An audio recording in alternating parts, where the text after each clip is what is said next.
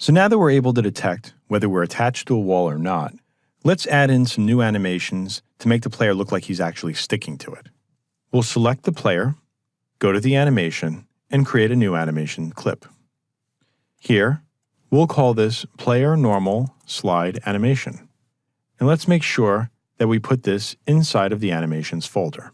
Now, inside of our Artworks folder, let's scroll down and find the Player Normal Wall Slide, and drag it over to the timeline. We'll also change its sample rate to 12. You may notice that this is the only sprite that isn't facing to the right, while everything else is.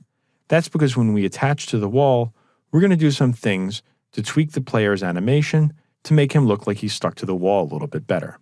Let's save this animation state and go into our animator. Here, you'll see that we have our new slide animation.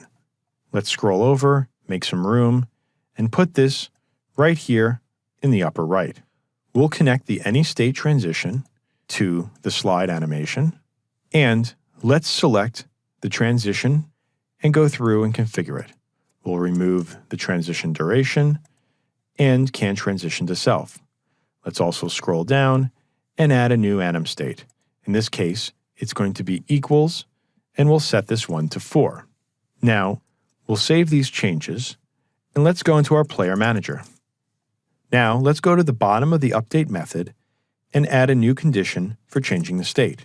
Here, we'll look to make sure that if the collision state is not standing and the collision state here, we want to make sure that the collision state of standing is false and the collision state of on wall is true.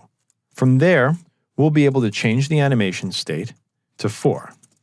Now let's save the script, go back into Unity, and look at our game. When we run it and go and jump onto the wall, you'll see that the player now looks like he's stuck to the wall as he slides down.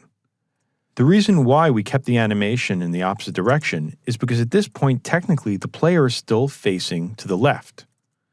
But we want him to look like he's stuck to the wall. So instead of changing the direction that the player faces, we simply change the artwork itself. If we were to make him face to the right and still hold to the left, we'd wind up with a strange condition where he would keep flipping back and forth. We want him to appear like he's sticking to the wall. And now that we have the player animation appearing like he's stuck to the wall, we're going to go through and create a new component that allows us to better manage the interaction between the player and the wall and how he actually slides down it.